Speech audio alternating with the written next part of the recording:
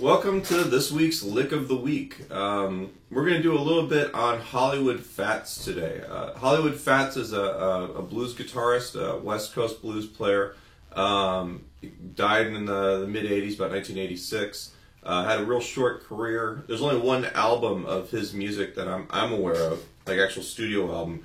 And a lot of the players that have come through here for our blues casts, Tom Harkenrider's show that we broadcast out of here, have cited him as an influence. So I've been kind of interested in checking him out. He's a pretty cool jump blues player. There's a lot of neat stuff to find there. And I was working with a student yesterday, and we came across this little gem. It's it's cool because it works with the G6 up to down 6 chord lesson we did, but it's got some neat chromaticism to it. So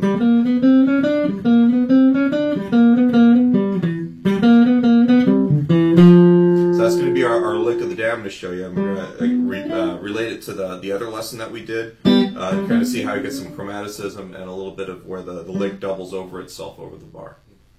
One other thing about this lesson is that on the page on my website, there's going to be a YouTube video of the original recording of this, so you can kind of hear how he uses it in context.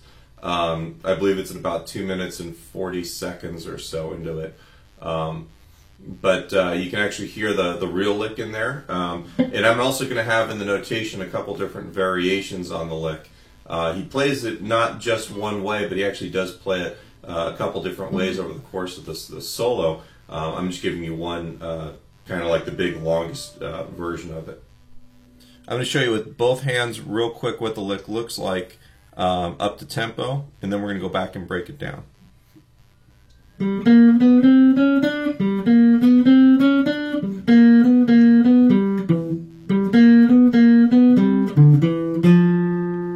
So that's the left hand there over the G. All right, and then the right hand, I'm going to start with an up pick, and I'm going to alternate pick as much as possible. Am I sure this is how he did it? No, not really.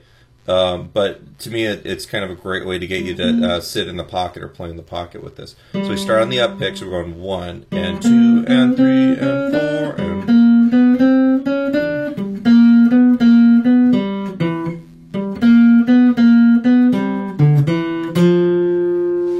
All right, so you kind of see what I'm...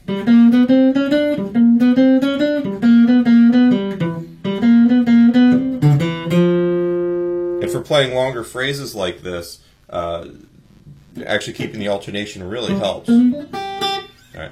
So as far as the lick itself, we're going to start on the 5th fret on the 4th string. That's our root. If you remember from the up to down 6 chord lesson that we did a few weeks ago, we've got our root, 3rd, 5th, 6th, root, all in that position.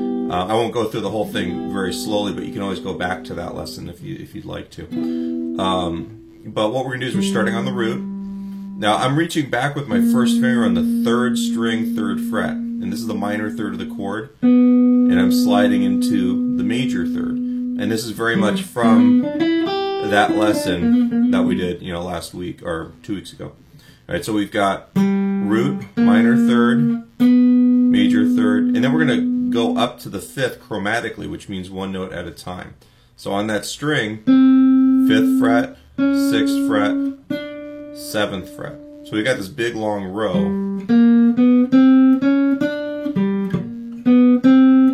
We'll do that twice, and then we'd start over and we'll root, minor 3rd, 3rd. So we do that twice. Then we go root on the 5th fret on the 4th string, and then 2nd fret on the 4th string, which is actually the 6th. Once again, reinforcing the whole idea that we use that 6th chord a lot for a lot of this jump blues stuff. Alright, so if I go through that much of the lick so far, we've got 5 on the 4th string, and then on the 3rd string we go 3, 4, 5, 6, 7, and then do it all again.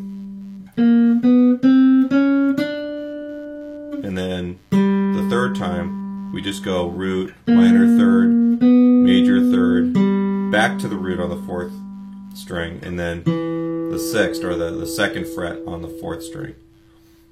So we got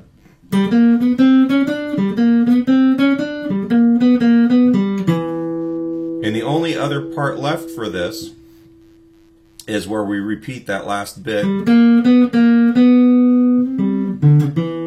to end it. So we're going to take that root, minor third, major third, and repeat it again. And then you're going to go 5th fret on the 4th string, 5th fret on the 5th string. So we're going, and that's the root and the 5th.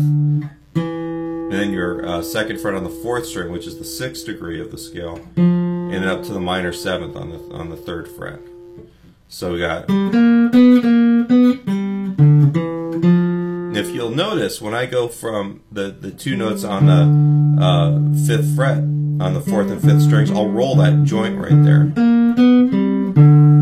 All right, and that keeps it all from ringing together. But then also, I don't have to do some sort of weird fingering where I'm, you know.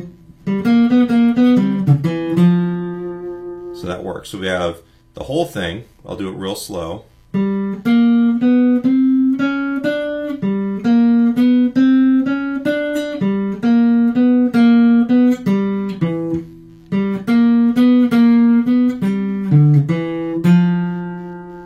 And there are places, like in the song, even before he plays that full lick, where he does this, you know, where he does it kind of just one time on the chromatic bit. You know, I kind of like playing that idea, going back down to the 3rd and then doing this kind of deal. That's all going to be notated in the lesson. I'm going to have a couple variations on this. But the basic idea is what I just showed you. And we're in the key of G.